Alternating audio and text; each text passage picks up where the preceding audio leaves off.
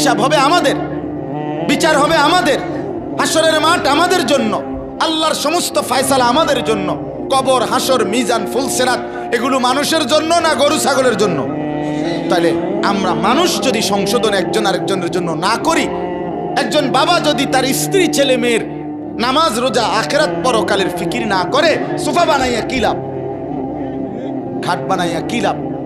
আপনার বানানো 50,000 টাকার সোফাতে বসে আপনার স্ত্রী ছেলে মেয়ে সারাদিন সারা রাত 2টা পর্যন্ত আমনের ঘরে রঙিন টেলিভিশনে নর্তকীর নাচ, উলঙ্গ ছবি, জিনা, ব্যভিচার, হিন্দি সিরিয়াল দেখে। এটার মধ্যে আপনার এই সোফা আপনার ব্যবহৃত ঘরের সামান, অথচ আপনার বিবি বাচ্চা নাফরমানি করছে।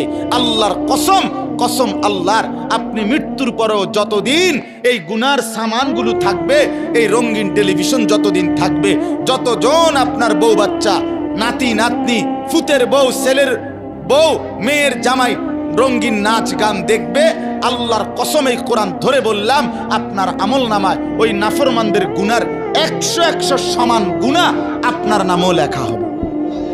অর্ধেক অর্ধেক না, সমান সমান, অর্ধেক অর্ধেক, কদ্দুর কদ্দুর, সমান সমান। কানা আলাইহি মিনাল ইসম মিসলু আসাম মান তাবিআহু।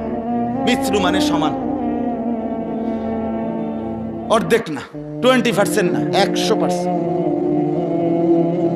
নেক কাজও যেটা রেখে গেছেন, মসজিদে দিয়ে গেছেন, মাদ্রাসায় দিয়ে গেছেন, এখানে যত বাচ্চা আল্লাহর কোরআন পড়বে, আপনার মৃত্যুর পরে আমল নামা এদের নেকির সমান আপনার নামও আসবে, কোনো সন্দেহ নেই। অর্ধেক অর্ধেক, 50-50 না, সমান সমান। আল্লাহ আমাদেরকে বুঝ দান করে।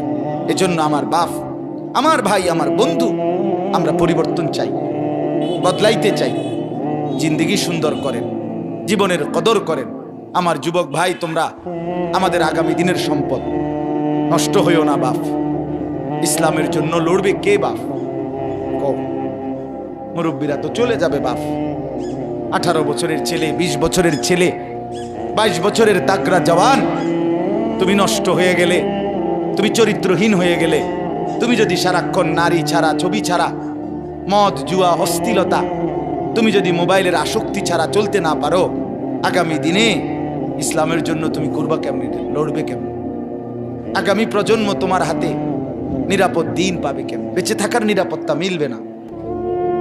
বেঁচে থাকার 53 বছর বাংলাদেশের বয়স, 53 বছরের সমাজে বেনামাজির সংখ্যা যদি এত বেশি হয়, 53 বছরের ভিতরে মোবাইলে আসক্ত যুবকের সংখ্যা যদি এত বেশি হয়, 53 বছরের ভিতরে বেপর্দা নারীর পরিমাণ যদি এত বেশি হয়, এত মসজিদ মাদ্রাসা চারদিকে থাকার পরেও যদি এই মসজিদ মাদ্রাসা ষড়যন্ত্রের কারণে কমে যায়, আগামী 20 বছর পরে, 30 বছর পরে, আগামী 30 বছর পরে ছেলেরা আমার, তুমি আজকে যে ছেলেটার বয়স 16, আগামী 20 বছর পরে তোমার বয়স হবে 36। আজকে যে ছেলেটার বয়স 20, আগামী 20 বছর পরে তোমার হবে 40। আমার এখন 42 বছর। ধরে নাও আমার 4টা সন্তান আছে, 2টা মেয়ে আছে, 2টা ছেলে আছে। তাহলে আগামী 42 বছর যার বয়স আসবে, 20 বছর পরে, 25 বছর পরে, হতে পারে আল্লাহ চাহে তো আল্লাহর দয়ায় তুমি হায়াত পাইলে তুমিও 2টা বাচ্চার মা, বাবা হবা, 3টা সন্তানের বাপ হইবা।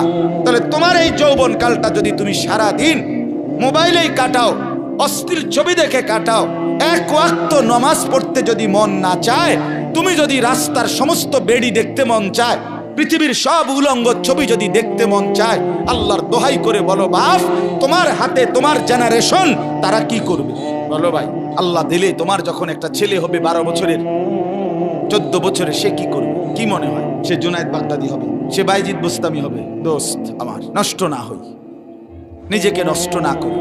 কিয়ামত নিশ্চিত, আখিরাত নিশ্চিত। নিশ্চিত কিনা? কমপক্ষে বিবেকটা যেন এরকম হয়, ভেতরের দিলটা, ভেতরের আত্মাটা যেন এতটুকু পরিমাণ হয় যে গুনাহ করিলে মনটার মধ্যে অস্থিরতা লাগে, নেক কাজ করিলে ভালো লাগে। এদুর যদি কোনো অন্তরের অবস্থা ভিতরের থাকে, আল্লাহ রসুল বলছে এখনো সে মুমিন। কিন্তু যেদিন গুনার পর গুনাহ, মিথ্যার পর মিথ্যা, চুরির পর চুরি, মদের পর মদ, জুয়ার পর জুয়া, জিনার পর জিনা, বেবিচারের পর বেবিচার, বেপর্দার পর বেপর্দা, মা বোন, যেদিন আর কোনো অসুবিধা বোধ হচ্ছে না,